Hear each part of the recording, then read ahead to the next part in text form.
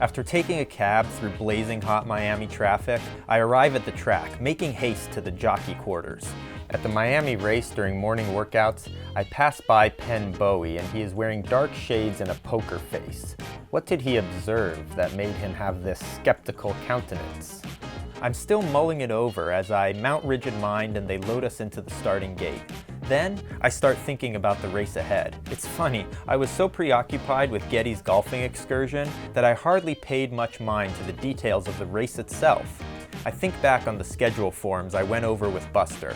This is a shorter 7-furlong race, so I'll have to keep Rigid Mind tight with the pack since we won't have as much time to pull off her powerful homestretch surge. It's also a higher class grade 3 race, which means it will be a more competitive group of runners. And sure enough, Penn Bowie has placed us as not the odds-on favorite, but somewhere in the middle at nearly 9-1. Could this explain Penn Bowie's chilly demeanor? I don't have time to consider it further as the gate swings open and we're off to the races. We launch forward at the front of the group and I carefully ease her into position behind the leaders. The only problem is, everyone seems to want to be a front runner, and as I thunder into the first turn, nearly the whole pack of runners are ahead of us.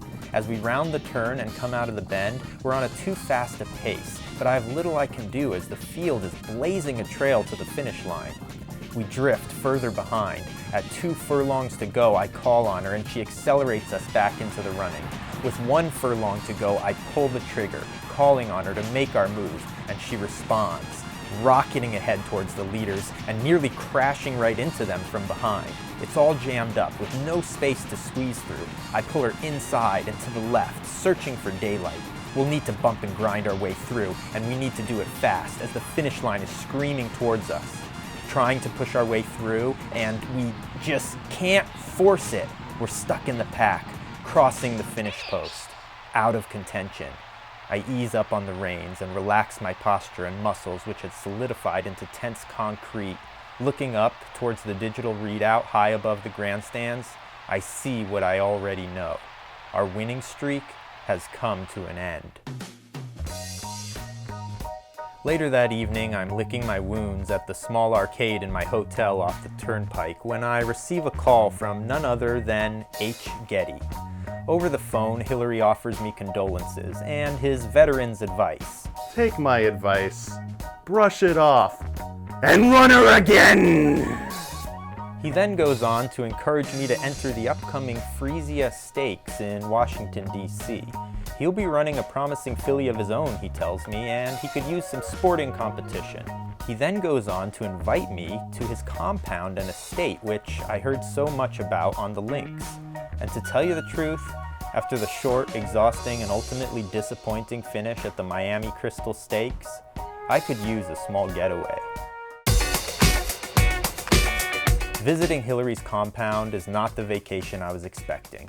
At least getting there isn't. I assumed I would be arriving by private car at most, but Getty himself flew me in, piloting his jet black chopper over raging mountain rivers and thick pine forests before landing us with some uncertainty on the tarmac of his private airfield.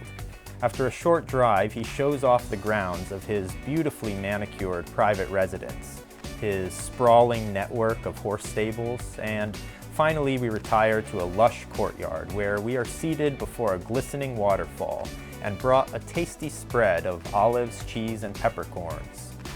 Between sipping down sweet bubbly from his vineyards and crunching down the dark, pungent kernels of peppercorn, I breach the possibly taboo subject of Buster Hilt. I ask Getty his perspective on what went wrong between him and the horseman, and how a simple game of cards could sour their relationship.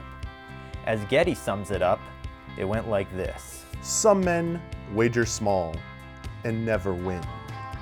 Some wager big and always lose. But it is the man who backs out from a wager altogether whom I simply cannot respect. After that, our conversation drifts to horse trainers in general, and Getty warns me they can often drain your purses with fees from excessive training session, and he reminds me to not overthink the process. He then relays a series of wild tales boasting about his past wins in the unregulated racing circuits of Central America, where he cut his teeth on the thoroughbred game. Then, at long last, after the final drop of bubbly drips from the bottle and my belly churns with cheddar and pepper, our visit comes full circle. He asks if I know why he never laments a loss, to which I say no. Then he says, "When it comes down to it, I'm not in the horse racing business at all. No, but you are. And unlike me, you can't afford to have a losing streak. So you need an edge over the competition." A magic formula. You need bloodstock. He goes on to tell me that the surest way to have a long career in this game is to always be investing in the future winners. And to have future winners, one needs winning pedigrees. And he's got dozens of stalls in his stables filled with proven winners.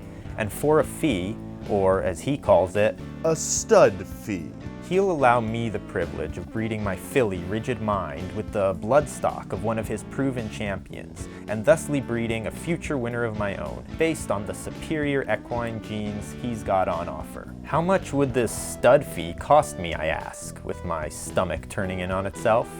We can work out the details. I assure you, I have a bloodstock option for nearly every budget.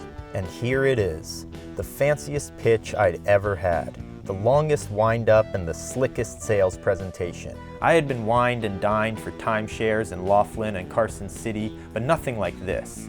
And when I do ask for the details, it turns out that even his cheapest stud fee would be more than I've socked away after a life of toil. Was this his goal all along? After my filly beat his, he wanted to make a show of his money and power, humiliating me and reducing me to my insignificant standing in the sport, a shadow to his great icon. Or was it just an elaborate sales pitch to make a buck off me and my racing hopes?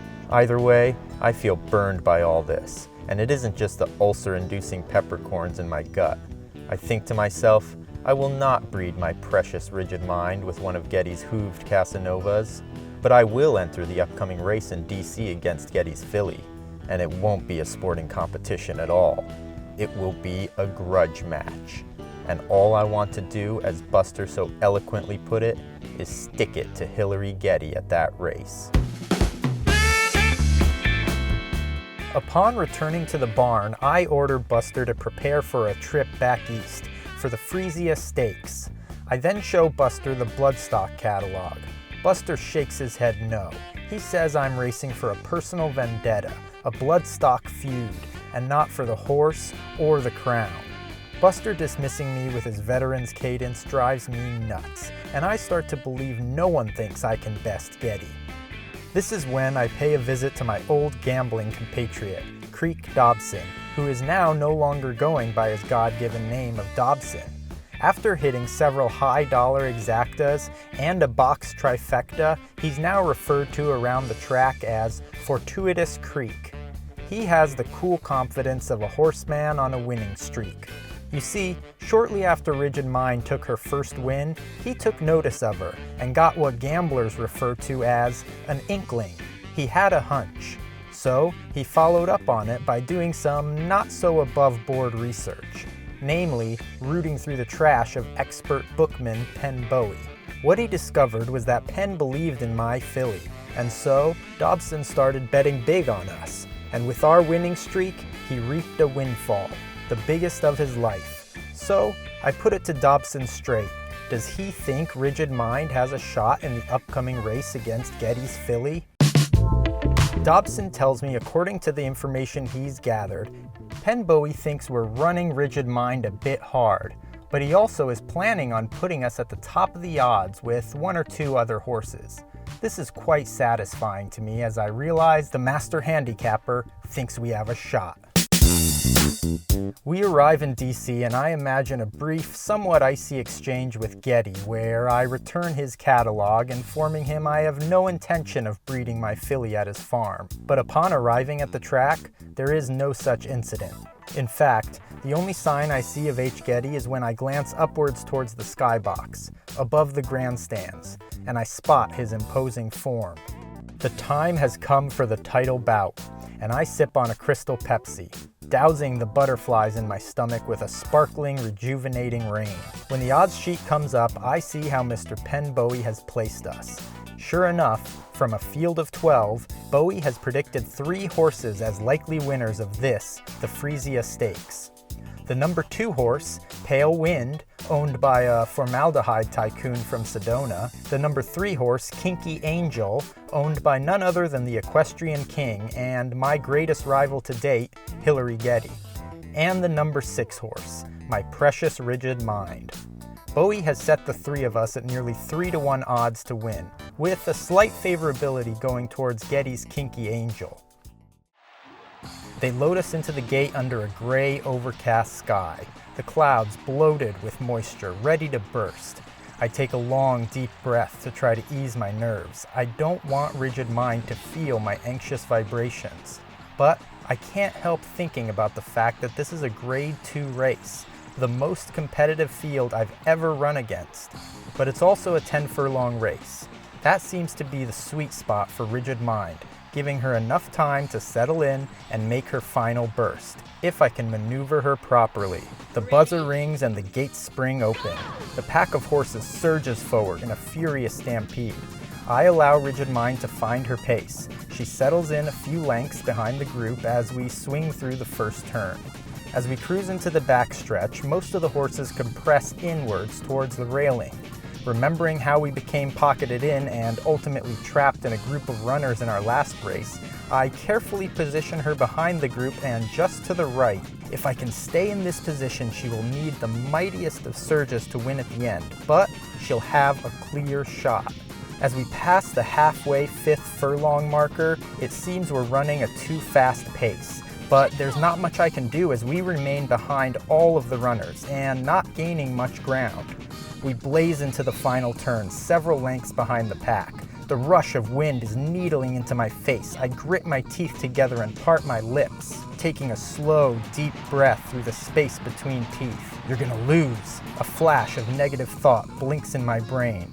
Trust the process, I tell myself. Believe in her now, I tell myself, leaning my body forward and pushing against the rock-hard, undulating muscles beneath me.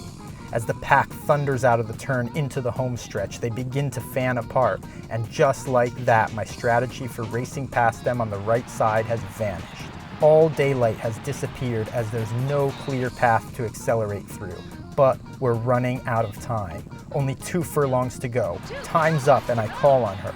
Responding, as always, she closes the gap and we shift towards the inside of the pack. Again, we're becoming boxed in and I feel a wave of panic at the edge of my psyche. A massive churning tidal wave of doubt is crashing just behind her back heels. We must outrun it, girl, I shout into her ear. Vamos! Vamos, mi amor! I shout into the blowing wind. 1 furlong to go and we move up into the center of the pocket of runners, the eye of the storm. It's anyone's race, but it won't be ours unless we can break on through. Half a furlong, seconds left, my thighs squeeze tight. We push forward, shooting a gap like greased lightning. The finish post. There's a horse to our right and it's over. A shot fires into the air. The finish line was crossed in a blur of fur and flesh and flash bulbs. But did we win? I can't be sure. I slow Rigid Mind to a trot and look up towards the raucous grandstands. Everyone shares their opinion of which snout crossed the line first. Somewhere in a dark replay room, track officials watch the slow motion replay to determine the winner of the photo finish. I take another deep breath, smiling and patting Rigid Mind on the side of her neck. I watch the digital readout on the board high above the grandstands, waiting for it to display the official results. My chest aches with anticipation.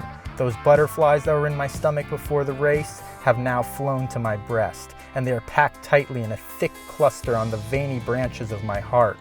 I look to the private spectator booths at the top of the grandstands. The silhouetted form of H. Getty is standing still as a statue, anticipating the final results from the tight pack of horses that blew past the finish line in the same second of time. Then, the light bulbs on the board buzz aglow. The butterflies flutter from my heart and take flight, releasing an explosion of jubilation and relief through my body and brain. We have won. Rigid Mind has won. And I look up to the skybox, and it's empty. After winning the race, conquering Getty for a second time, and taking 3 out of our last 4 races by storm, I feel an overwhelming rush of excitement and power. Like nothing can touch me. I'm unbreakable, and I'm about to find out just how wrong I am.